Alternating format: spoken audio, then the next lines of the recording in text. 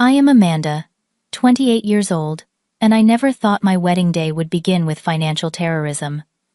The notification came at 11:30 a.m., 33 minutes before I was supposed to walk down the aisle at the Rosewood Chapel in Millbrook Springs. My phone buzzed against the marble countertop of the bridal suite as my maid of honor Grace was adjusting my veil. That single alert changed everything. My parents had just frozen every account I owned. If you are watching this, let me know where you are from in the comments. Hit that like and subscribe button, and prepare for the wedding day from hell. To understand why my parents would do something so extreme on what was supposed to be the happiest day of my life, you need to know about our relationship. I grew up in Millbrook Springs, a wealthy enclave where appearances matter more than happiness. My parents, Margaret and Richard Hamilton, were pillars of the community. Dad ran a successful investment firm, and Mom chaired every social committee worth joining. From the outside, we were the perfect American family. Behind closed doors, it was a different story. Control was always their love language. Every decision I made was scrutinized, from what clothes I wore to which friends I could invite over. My mother planned my sweet 16 down to the color of the napkins, ignoring my own preferences. My father monitored my spending through high school with a family credit card that generated reports sent directly to his email. When I received college acceptance letters, they made it clear that they would only pay for schools they approved of. I chose Princeton because it satisfied their Ivy League requirements, while being far enough away that I could breathe. Those 4 years gave me my first taste of independence, though they still paid for everything and reminded me of it constantly. "We invest in your future because we know best," my father would say during our monthly finance reviews over the phone. I accepted their control because I knew no other way. After graduation, I landed a job as a junior financial analyst at Blackwell Partners in New York City. This was my first real step toward independence. I excelled at my job, working 60-hour weeks and climbing the corporate ladder faster than most of my peers. Within 3 years, I was making 6 figures, and finally felt like I was building my own life. That is when I met James. He was 30, worked in the legal department, and caught my attention during a corporate retreat. Unlike the polished, privileged men my parents had always pushed me toward, James was refreshingly genuine. His parents were public school teachers from Ohio. He had put himself through state college and law school with scholarships and student loans. He was kind, intelligent, and completely unimpressed by wealth for its own sake. Our first date was at a hole-in-the-wall pizzeria that became our special place. When he proposed a year later, he did it there with a modest ring he had saved for refusing my offer to pick something out together. "This is something I wanted to do on my own," he explained. My parents hated him on principle. "A lawyer from Ohio State," my mother said, with thinly veiled disgust when I brought him home for Christmas. "Darling, you could do so much better. What about Alexander Morgan's son? He just made partner at Goldman." The tension escalated when we announced our engagement. My father took James aside during a family dinner and offered to help him advance his career if he signed a prenuptial agreement. James politely declined both offers. When he left the room, my father turned to me. "He is after your money, Amanda. Men like him always are." "I make my own money now, Dad," I reminded him. "And James makes almost as much as I do." "For now," he replied ominously. The wedding planning became a battleground.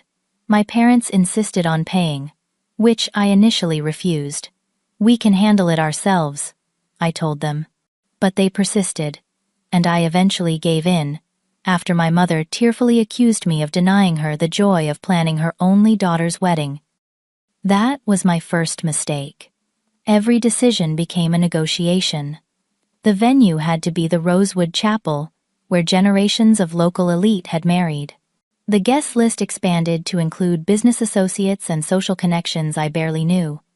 When I wanted a simple, elegant dress, my mother insisted on a custom designer gown that cost more than some people's cars. James and I fought about it. "This is not the wedding we wanted," he said, after a particularly tense cake tasting, where my mother had dismissed the baker we liked. "I know," I admitted. "But maybe we just get through this. and then our married life is our own. My second mistake was not recognizing the pattern. The wedding was never about our happiness. It was about maintaining my parents' control and social standing. The more James and I tried to assert ourselves, the tighter they gripped. A week before the wedding, my father called a meeting at their house. "We need to discuss the financial arrangements," he said, sliding a document across the table. It was a post-nuptial agreement that would keep any inheritance or family gifts separate from our marital assets. "This is insulting," James said quietly. "This is prudent," my father countered. "Amanda has trust funds and future inheritance to consider." "We already discussed this," I reminded them. "We are not signing anything." My mother looked pained. "Think about what you are doing, Amanda. This family has built wealth for generations. We cannot just hand it over to someone we barely know." "You have known James for 2 years," I pointed out. "Not long enough to risk everything on," my father replied. We left without signing, but the tension hung in the air. The final week of wedding preparations was strained. My parents were coldly efficient, handling last-minute details while barely speaking to James. I thought they had accepted defeat and were just processing their disappointment. I had no idea they were planning their next move. The morning of my wedding day dawned with perfect blue skies, the kind of April day that photographers dream about. I woke up in the bridal suite of the Rosewood Hotel, surrounded by champagne flutes and room service breakfast trays. My bridesmaids arrived at 8 a.m., followed by the hairstylist and makeup artist my mother had insisted on hiring. Grace, my best friend since college and maid of honor, kept everything running smoothly. She handed out custom robes to the bridal party, made sure everyone had mimosas, and ran interference when my mother called every 20 minutes with just one more question about the reception details. "You seem calm," Grace commented, as the makeup artist applied my foundation. "I feel calm," I replied, surprised to find it was true. "I just want to marry James. The rest is noise." By 11 a.m., I was fully transformed. The designer gown my mother had chosen was admittedly stunning, a cascade of delicate lace and tiny pearls. My hair was swept up into an elegant updo, and the cathedral-length veil added the perfect traditional touch. The photographer captured shots of me looking pensively out the window, laughing with my bridesmaids, and practicing my first dance steps with Grace. "20 minutes until your father comes to escort you down," the wedding planner announced, checking her clipboard. "We are right on schedule." That was when my phone buzzed. I almost did not check it, assuming it was another text from my mother. But Grace brought it over, and I glanced at the screen as she adjusted my veil. The notification was from my bank app. "Your account access has been temporarily suspended. Please contact customer service." "That is weird," I murmured, opening the app. When I tried to log in, a message appeared. "This account has been frozen, pending verification. Please visit your local branch or call our security department." I felt the first flutter of panic. "Grace, something is wrong with my bank account." She frowned. "Today of all days. Maybe it is just a glitch." I tried my investment account app next. Same message. Then my credit cards, all frozen. "This cannot be a coincidence," I said, my hands shaking. "Someone has frozen all my accounts." My phone buzzed again with a text message from my father. "We need to talk before the ceremony. The post-nuptial agreement is with our attorney in the hotel lobby. Once James signs, we can resolve these unfortunate banking issues." I stared at the message in disbelief. "They did this," I whispered, showing Grace the phone. "My parents froze my accounts to force us to sign their agreement." Grace read the message, her face transforming from confusion to outrage. "Are you serious? On your wedding day? That is financial abuse, Amanda." My breathing became shallow as the implications sank in.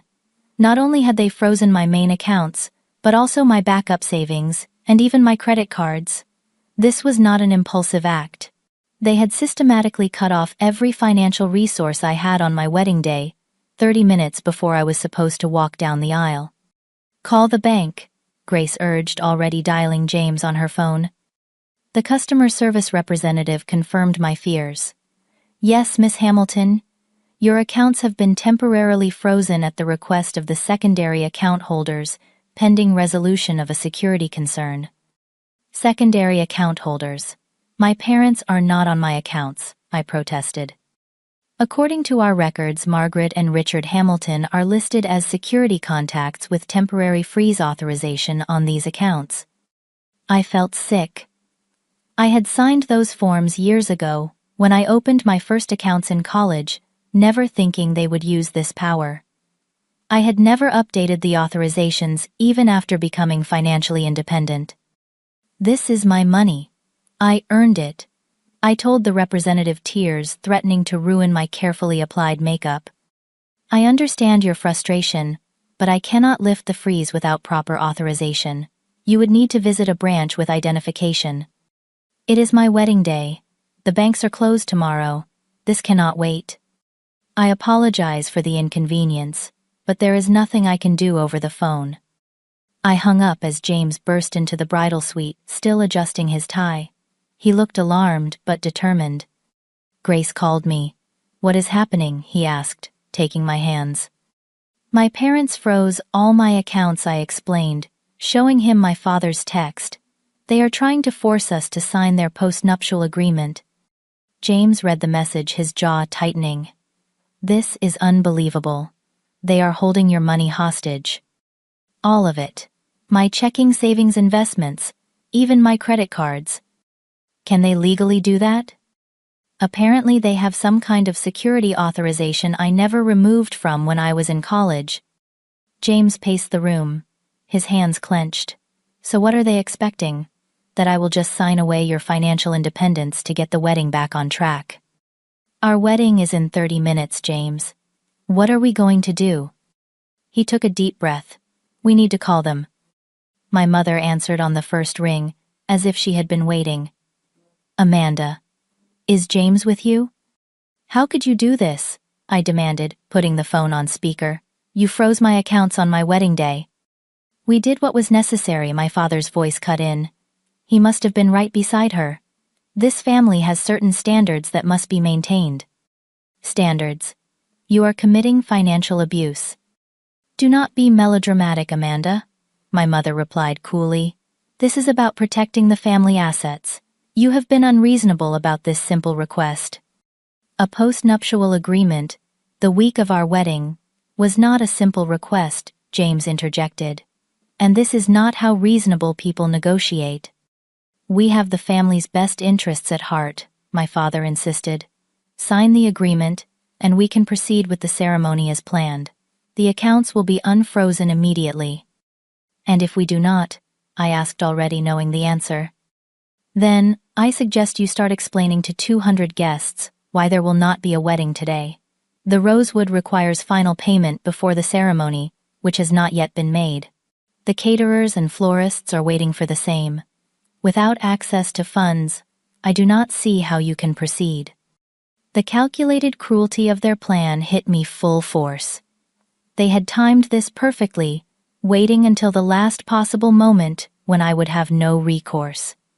The banks were closed for the weekend. The vendors needed payment. Even if I could somehow get the accounts unfrozen, it would take days. I cannot believe you would ruin your daughter's wedding day over money, Grace said, unable to contain her outrage. This is not about money, my mother replied. This is about family legacy and making wise decisions. Amanda has always been impulsive. Impulsive. I had dated James for 2 years. I had worked my way up in my career through discipline and hard work.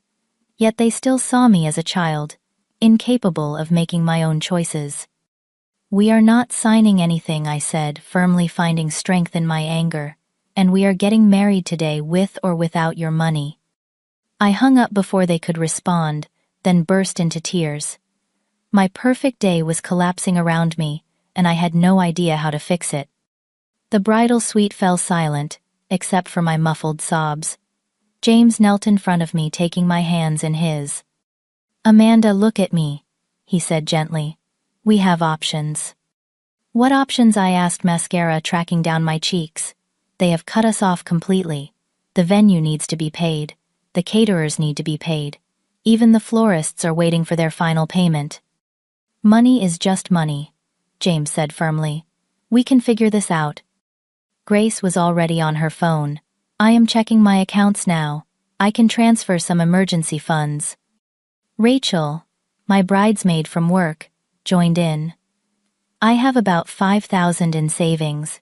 It is yours if you need it. And I can call my brother James, suggested. Michael just got his bonus. He might be able to help. I shook my head. I cannot ask everyone to empty their savings for my wedding.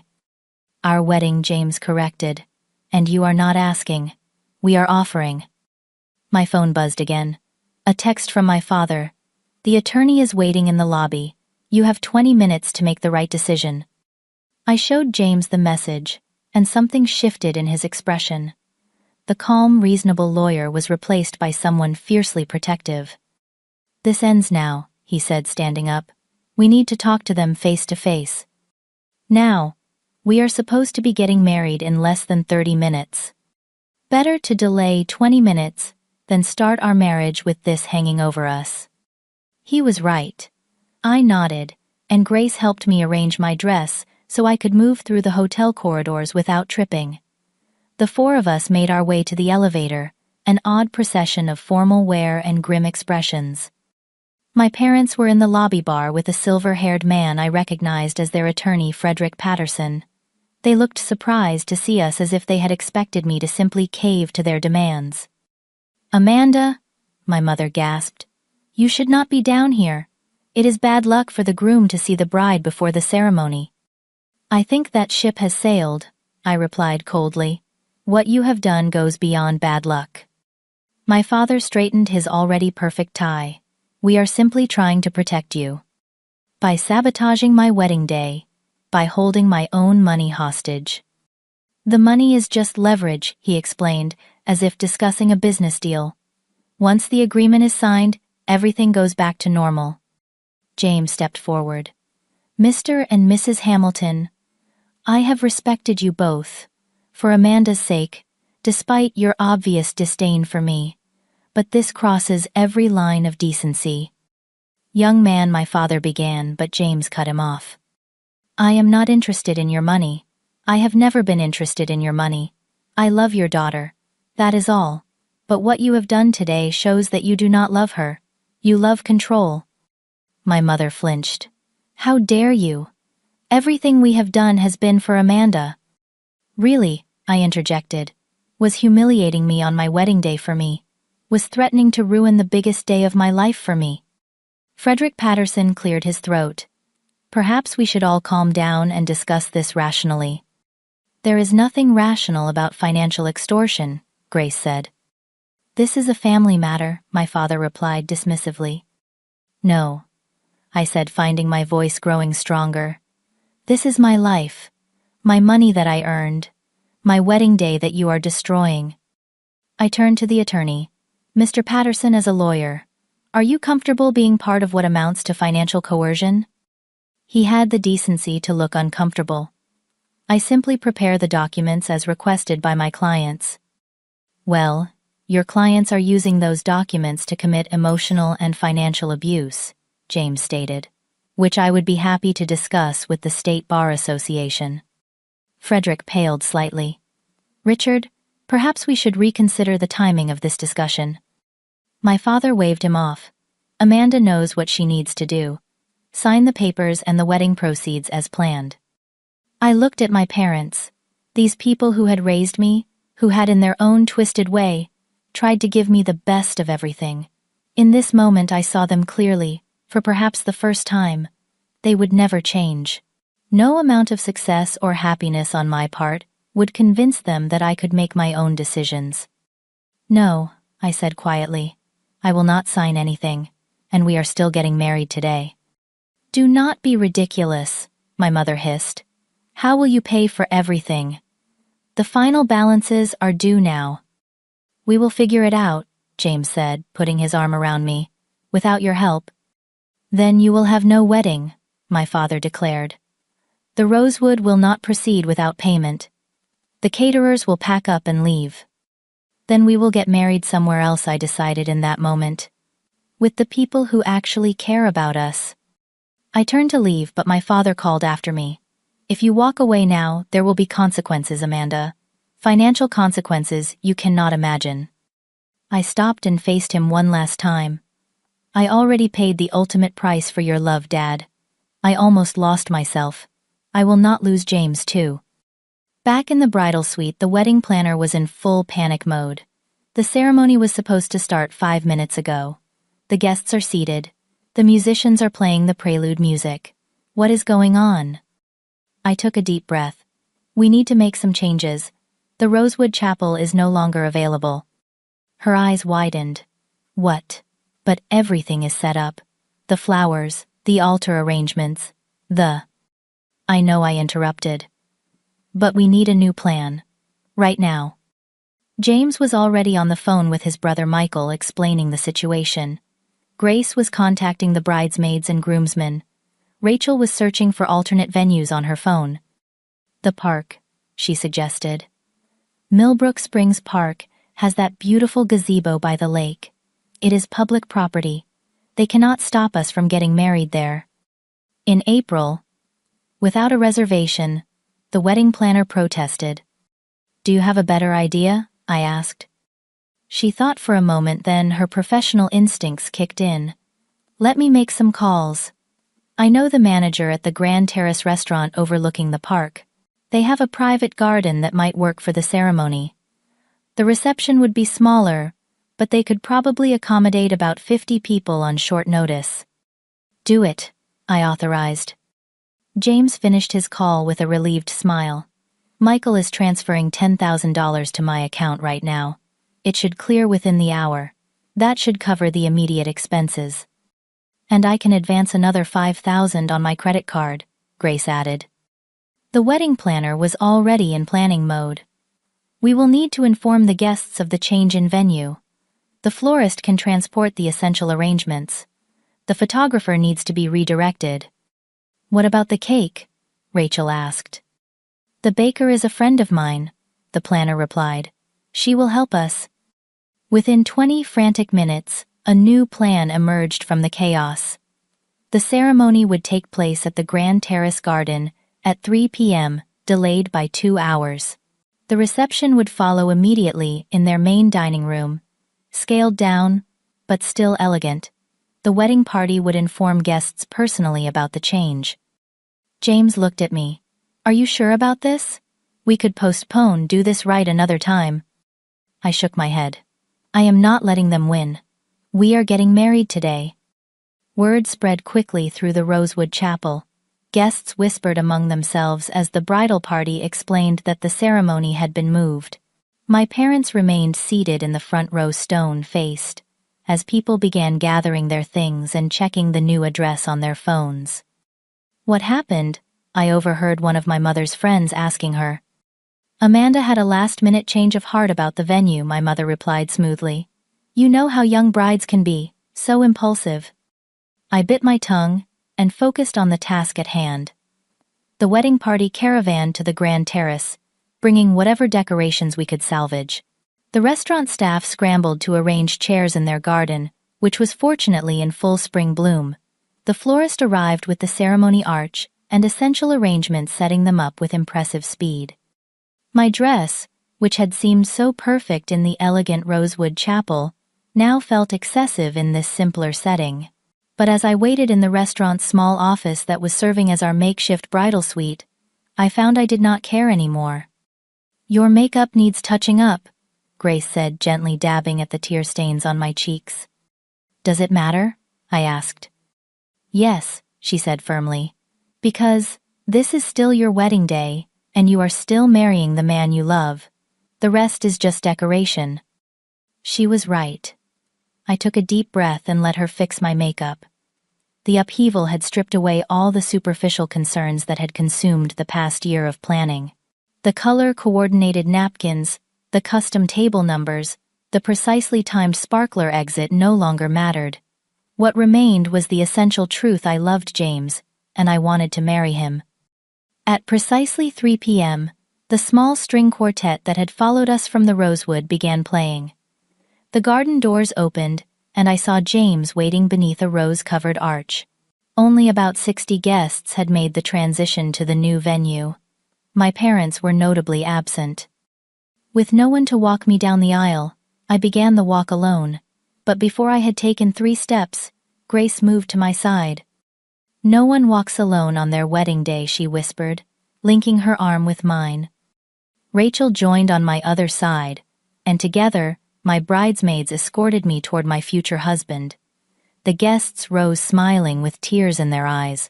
In that moment, I felt more supported and loved than I ever had under my parents' controlling care. The ceremony was brief but heartfelt. The officiant, who had graciously adjusted his schedule, spoke about resilience and true partnership. James and I had hastily rewritten our vows in the chaos of the venue change, and they were better for it. "Amanda," James said, holding my hands in his, "today has shown me that, with you by my side, we can overcome any obstacle. I promise to be your partner in all things, to face whatever challenges come our way together, and to never let anyone come between us or diminish what we have built." My vows were equally unpolished, but sincere. "James, I choose you, not because it is easy or convenient, but because loving you has taught me what real support feels like. I promise to stand with you to build our own traditions and forge our own path free from manipulation or control. Whatever comes next, we face it as equals." When the officiant pronounced us husband and wife, the small gathering erupted in cheers that seemed to make up in enthusiasm what they lacked in numbers. We processed back down the makeshift aisle to the restaurant's main room, where the staff had performed minor miracles in setting up a reception space. The wedding coordinator approached us apologetically. "We have had to make some adjustments to the timeline. The DJ could not make the venue change, but the restaurant has a sound system we can use." The 4-tier cake became a 2-tier, with sheet cakes in the back, and the formal dinner has been replaced with a buffet-style service. "It is perfect," I assured her, "truly." And surprisingly, it was. The smaller, more intimate reception had a warmth that the grand ballroom at the Rosewood would have lacked. Friends gathered around tables, sharing stories and offering toasts. The makeshift playlist became a group effort, with guests taking turns selecting songs. Our first dance was to a slightly fuzzy version of At Last, playing through someone's phone, connected to the restaurant speakers. James held me close and whispered, "Are you okay?" "I am better than okay," I realized. "I am free." As the night progressed, I kept expecting to feel sadness about my parents' absence, but instead I felt a strange lightness. For the first time in my life, I had stood up to their manipulation and chosen my own path. Grace found me near the dessert table and hugged me tight. "I am so proud of you, Amanda. What your parents did was unforgivable." "I do not know what happens next," I admitted. "We are starting our marriage in debt to our friends, with my accounts frozen, and my parents furious." "But you are starting it honestly on your own terms," she reminded me. "That is worth more than any fancy reception." As the improvised celebration wound down, James and I thanked each guest personally for sticking with us through the chaos. Many had quietly contributed to a cash gift that would help us cover immediate expenses. My colleague Thomas from the financial department promised to help me sort out the banking issues first thing Monday morning. When we finally made it to our hotel room, exhausted but happy, I kicked off my uncomfortable heels and sat on the edge of the bed. "Some wedding day, huh?" James said, loosening his tie. "Not exactly what we planned." "No, it was better," he said with surprising conviction. "Because it was real. It was us making decisions together, supporting each other, not just following someone else's script." I thought about this as I changed out of my elaborate gown. "You know this is not over, right? My parents will not just let this go." James nodded. "I know, but whatever comes next, we will handle it together." I fell asleep in my husband's arms, emotionally drained, but strangely peaceful. I had no idea that the battle with my parents was just beginning, or that I would soon discover a way to turn their own tactics against them. Our honeymoon was a modest 3-day getaway to a beachside bed, and breakfast paid for with James's credit card, since mine were still frozen. We spent the time walking on the shore, making love, and trying not to worry about the financial mess waiting for us back home. "We need a plan," James said on our last morning, as we watched the sunrise from our balcony. "I know," I agreed. "First priority is getting my accounts unfrozen. And making sure they can never do this again." When we returned home, reality hit hard. Our apartment rent was due in a week. My accounts remained frozen despite multiple calls to the bank. The wedding debts to our friends weighed heavily on my conscience. Monday morning, I marched into my local bank branch with my marriage certificate and driver's license.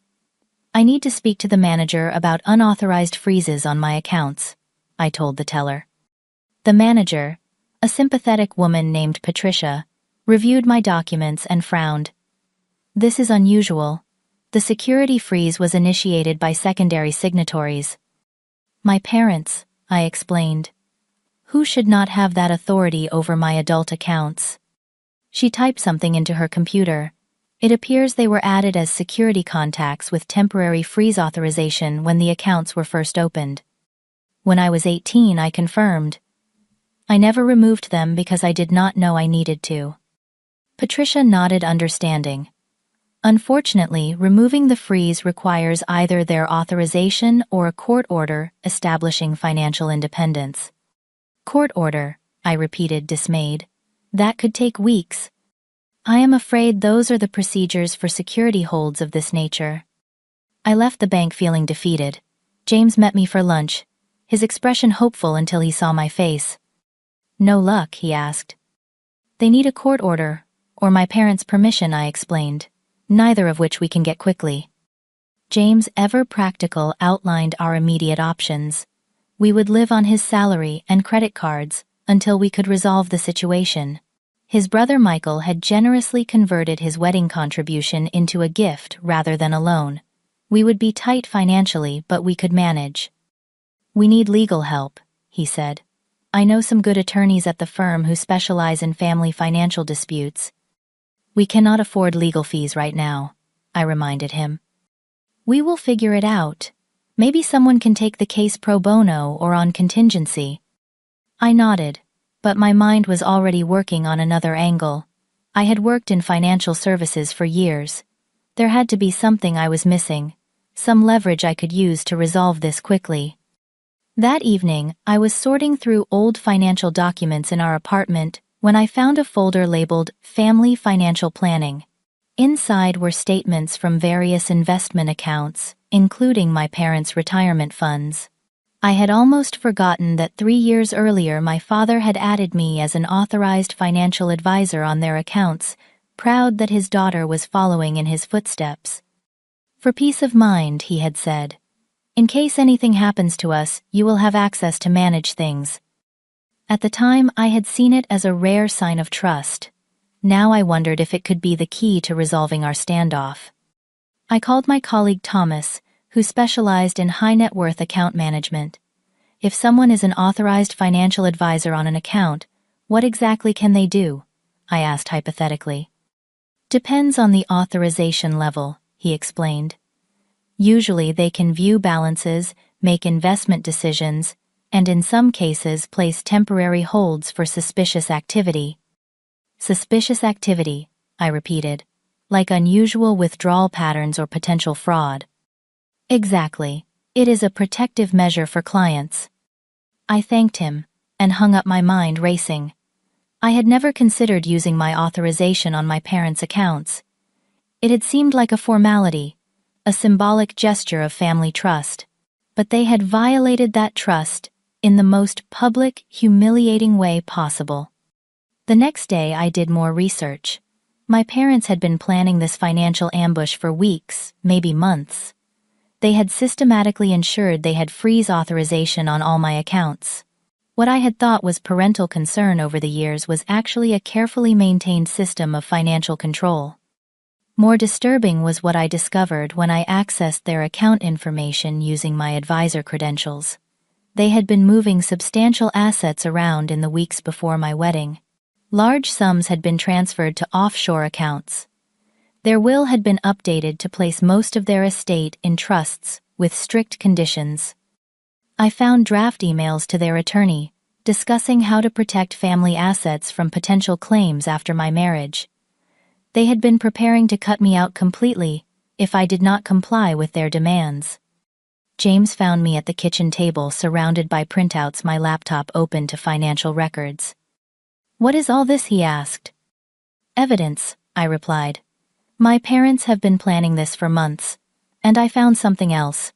They have been engaging in some questionable tax strategies with their retirement accounts, moving money between entities in ways that might not stand up to scrutiny." Amanda, James said carefully. "What are you thinking?" I looked up at my husband. "I am thinking that they used their financial authority to hurt us. Maybe it is time I used mine to protect us." "You have authority over their accounts." "I am an authorized financial advisor on their retirement portfolio. I was added years ago, as a precaution. I can place security holds if I suspect irregular activity." James sat down across from me. "Are you suggesting what I think you are?" "They froze my accounts on our wedding day. What if I froze their retirement funds pending a fraud investigation?" He considered this. "That would certainly get their attention. But is it legal?" "As legal as what they did to me," I replied.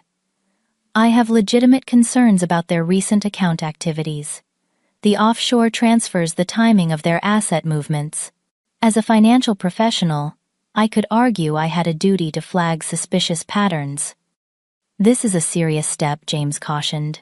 "It could escalate things further." "They already declared war," I reminded him. "Right now they think they have all the power.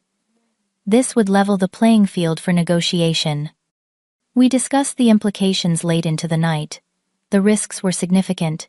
My parents could retaliate further. They could report me to my firm for misusing my authority. This could affect my professional reputation. But the alternative was weeks or months of financial hardship while pursuing legal remedies that might not even work.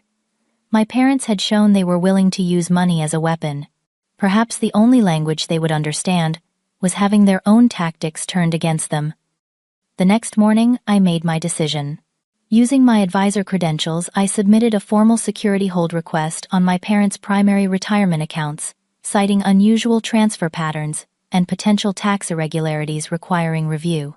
The hold would freeze withdrawals and major changes pending investigation.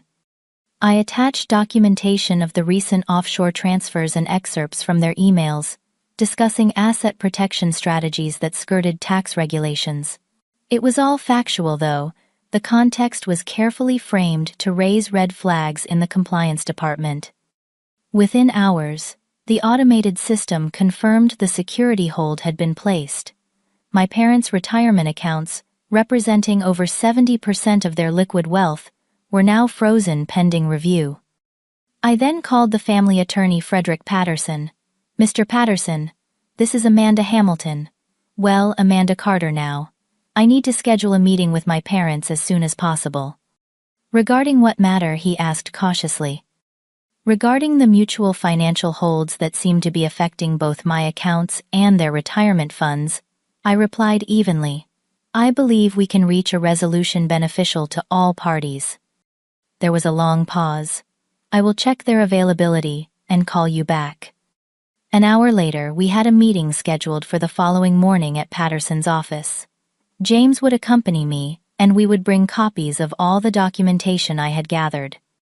"Are you sure about this?" James asked that night as we prepared our strategy.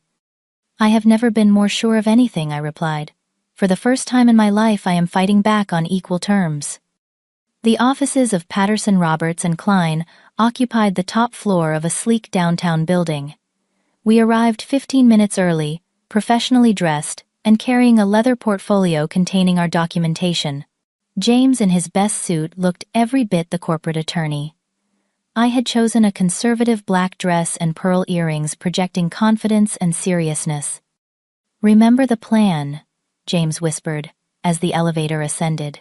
"Stay calm, stick to facts, and do not let them derail the conversation with emotional manipulation. I nodded, taking a deep breath. Facts, not feelings. The receptionist showed us to a conference room where my parents and Frederick Patterson were already waiting. My mother looked tired, the carefully maintained facade showing cracks. My father sat rigidly in his chair, his expression a mixture of anger and disbelief. "Amanda," he said coldly as we entered, "I assume you are here to explain why our retirement accounts have been frozen." "I am here to negotiate a resolution to our mutual financial situation," I replied, maintaining a professional tone. Frederick cleared his throat. "Perhaps we could begin by establishing the facts. It seems there are financial holds on accounts belonging to both parties." "That is correct," I confirmed, opening my portfolio and distributing copies of a document I had prepared. This timeline outlines the sequence of events, beginning with the unauthorized freezing of my personal and investment accounts on April 10th, approximately 30 minutes before my wedding ceremony was scheduled to begin. My mother flinched at the clinical description of their actions. Following that event, I continued, and after discovering unusual transfer patterns and potential tax irregularities in the Hamilton family retirement accounts, I exercised my fiduciary duty as an authorized financial advisor to request a blanking Mangel advisor, security hold pending investigation. "This is outrageous," my father interrupted. "You are abusing your authorization out of spite." James spoke for the first time. "No more outrageous than freezing your daughter's accounts on her wedding day as a form of financial coercion." Frederick looked uncomfortable. "Perhaps we should focus on finding a path forward rather than assigning blame." "I agree," I said. "I have prepared a proposed resolution." I distributed another document. "In summary, I request the immediate unfreezing of all my personal and investment accounts, the removal of any secondary authorizations or security contacts from said accounts, and a written agreement that no further attempts will be made to control my finances." My father scanned the document, his face reddening. "And in exchange, you will unfreeze our retirement accounts. This is blackmail." "This is negotiation," I corrected, "using the same leverage tactics you employed against me." "We were trying to protect you," my mother insisted. "You have no idea what you are doing." "I am a financial analyst with 6 years of experience managing portfolios larger than our family's entire net worth," I reminded her. "I know exactly what I am doing." Frederick reviewed the documents with professional detachment. "The proposal seems straightforward. The security holds on all accounts would be lifted simultaneously with written agreements preventing future interference." "There is more," my father said, flipping to the second page. "She wants us to cover the costs incurred from their venue change and emergency wedding arrangements. That was their choice." "A choice forced by your actions," James pointed out. "Those expenses were directly caused by your decision to freeze Amanda's accounts without warning on our wedding day." "We had every right," my father insisted, "as parents concerned about our daughter's future." "I am 28 years old," I said quietly. "I have built my own career, earned my own money, and chosen my own husband. Your concern does not entitle you to control my life." "Perhaps we should take a short break," Frederick suggested, noting the rising tension. During the break, James and I stepped into the hallway to regroup. "They are not going to admit they were wrong," he observed. "They do not need to," I replied. "They just need to sign the agreement." When we reconvened, my father had composed himself. "We have reviewed your proposal and have some concerns." Such as I asked. "The reimbursement figures are excessive, and the clause preventing any future financial gifts or support goes too far." I had anticipated this objection. The reimbursement amounts are documented expenses, with receipts attached in Appendix B. As for future financial interactions, the agreement does not prevent gifts. It prevents any gifts with conditions attached or any attempt to use financial resources as leverage in family matters. "That is a very broad interpretation," Frederick noted. "Based on recent experience, it seems necessary," James replied. My mother, who had been mostly silent, finally spoke. "Amanda, can we speak privately? Just the two of us." James looked at me questioningly. We had agreed to stay together during negotiations. "Anything you have to say can be said in front of my husband," I told her. She sighed. "Fine. I just want to understand why you are doing this. We are your parents. We love you. Everything we have ever done has been for your benefit." "If you truly believe that, then you do not understand the damage you have caused," I replied. "You humiliated me on my wedding day. You forced us to scramble for a new venue to explain to our guests why everything had changed to begin our marriage in debt to our friends. We were trying to protect the family assets," my father interjected. "No," I said firmly. "You were trying to maintain control. And when I refused to be controlled, you punished me in the most hurtful way possible." "That was not our intent," my mother claimed. I pulled out my phone and showed them the text message my father had sent. "We need to talk before the ceremony. The post-nuptial agreement is with our attorney in the hotel lobby. Once James signs, we can resolve these unfortunate banking issues." "Your intent was perfectly clear," I said. "Sign or suffer the consequences." My father had the decency to look uncomfortable. Frederick reviewed the documents again. "The terms are actually quite reasonable," he advised my parents. "The financial reimbursement is documented and fair. The provisions regarding future financial interactions simply establish healthy boundaries." "And if we refuse?" my father asked. "Then the security hold on your retirement accounts remains in place, pending a full investigation into the offshore transfers and tax strategies documented in my report," I explained. "That investigation could take months, during which time you would have limited access to those funds." "You would do that to your own parents?" my mother asked incredulously. "You did worse to your own daughter," James reminded them. The room fell silent, as my parents contemplated their options. Finally, my father spoke. "We need time to consider this." "You have until 5 p.m. today," I replied, standing up. "After that, I will be unable to expedite the removal of the security hold, and the standard investigation process will continue." As we prepared to leave, my mother caught my arm. "Amanda, please. We can work this out as a family." I looked into her eyes, searching for genuine understanding, but saw only the same manipulative tactics she had always used. "We are working it out," I replied, "with clear terms and boundaries, the way adult relationships should function." At 4:45 p.m., Frederick called to inform us that my parents had signed the agreement. By morning, all the account freezes would be lifted, and the wire transfer covering our wedding expenses would be processed.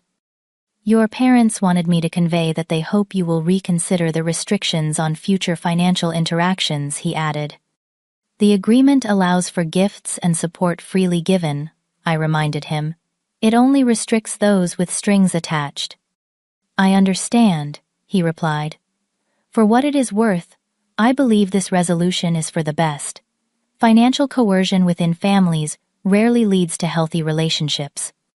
I thanked him and hung up feeling a complex mixture of relief, vindication, and sadness.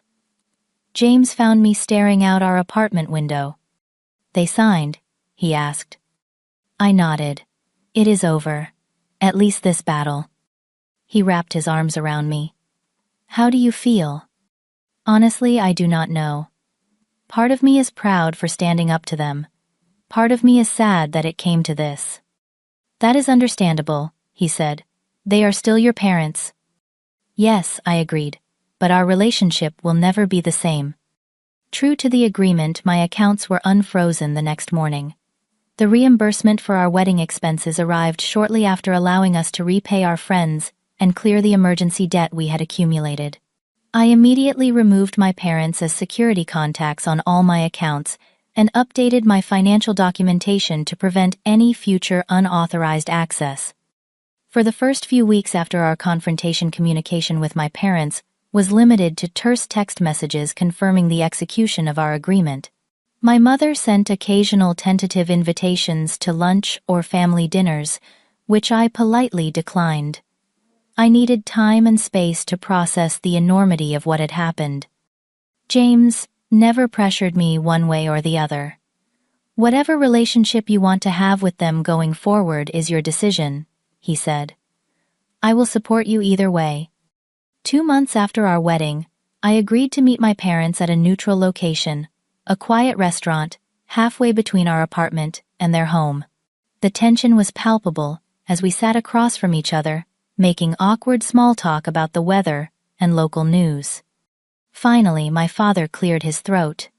"Your mother and I have been doing some thinking and some reading.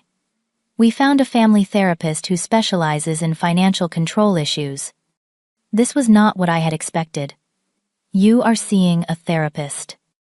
My mother nodded. "For several weeks now. Dr. Martin has helped us understand some patterns in our behavior that were harmful. We have a long way to go, but we are trying." I was skeptical, but cautiously optimistic. "What kind of patterns?" "Using money as a form of control," my father admitted. Dr. Martin calls it financial abuse. It was difficult to hear that term applied to our actions, but she helped us see how our behavior affected you. "We never intended to hurt you," my mother added. "We genuinely thought we were protecting you and the family legacy, but we went about it all wrong." "Yes, you did," I agreed. "Do you understand how humiliating it was? How violating to have my own money held hostage?" My father looked down at his hands. "I am beginning to." The therapist asked me how I would feel if my father had frozen my accounts on my wedding day. I had never considered it from that perspective. This small acknowledgement felt like a significant step. Not an apology exactly, but a recognition of the harm they had caused. "We would like you and James to join us for a session with Dr. Martin," my mother suggested. "If you are willing." I did not commit immediately, but after discussing it with James, we agreed to try a joint therapy session. The first meeting was uncomfortable with raw emotions and defensive reactions from all sides. But Dr. Martin created a safe space for honest communication. "Financial control often masks deeper fears," she explained. "For parents, it can be fear of losing relevance in their adult child's life. For the adult child, resistance to that control is about establishing identity and autonomy." Over the following months, we attended regular family therapy sessions. Progress was slow and uneven. There were setbacks and arguments, moments when old patterns threatened to re-emerge. My parents struggled to fully acknowledge the harm they had caused, or to completely let go of their controlling tendencies. But there were also breakthroughs. During one particularly emotional session, my father finally offered a genuine apology. "What I did was wrong," he said, his voice breaking. "I hurt you on what should have been the happiest day of your life. I was so focused on maintaining control that I could not see the damage I was causing. I am truly sorry, Amanda." Those words began a gradual healing process. We established new boundaries around money and family interactions. My parents learned to offer support without conditions. I learned to accept gestures of reconciliation without suspicion. James remained my steadfast partner through this journey. He attended therapy sessions when invited, but never tried to take over or speak for me. He maintained a respectful but cautious relationship with my parents, allowing me to set the pace for reconciliation. "You have grown so much through this," he told me one night, as we discussed a recent therapy session. "Standing up to them changed you." "For the better?" I asked. "Definitely. You are more confident, more certain of your own worth, independent of their approval." He was right. The painful experience of my parents' betrayal and my subsequent standing up to them had forced me to find strength I did not know I possessed. I no longer measured my decisions against their potential reaction or approval. I had proven to myself that I could face even the most devastating circumstances and emerge intact. The frozen accounts incident, as we came to call it, remained a sensitive topic in our family, but as time passed, it became less a source of active pain and more a watershed moment that had forced necessary change. My relationship with my parents would never be the same as before, but in many ways it had become healthier, built on respect, rather than control on boundaries, rather than manipulation. When James and I bought our first home a year later, my parents offered to help with the down payment. I was initially hesitant, but the gift came with no strings attached, no demands for input on our choice of neighborhood or house style. It was a small but significant sign of their progress. Financial independence had been hard-won, but the real victory was emotional independence. I had learned that standing up for myself was not selfish or ungrateful. It was necessary and right. I had learned that love without respect is not really love at all, and I had learned that sometimes the most loving thing you can do for someone is to refuse to participate in unhealthy patterns, even when that refusal causes short-term pain. Looking back on that tumultuous wedding day, I now see it as the beginning of my true adulthood. Not because I got married, but because I finally stood firm against manipulation and chose my own path, regardless of the cost. If you are watching this and recognizing similar patterns in your own relationships with parents, partners, or friends, know that you deserve financial autonomy. You deserve respect. And sometimes, you have to be willing to upset the status quo to create healthier dynamics. Has anyone else experienced financial control from family members? Let me know in the comments below. If this story resonated with you, please like and subscribe to hear more experiences about setting boundaries and finding freedom. Thank you for listening to my journey, and remember that standing up for yourself is not just brave, it is necessary for your well-being. Share this video if you know someone who might need to hear this message today.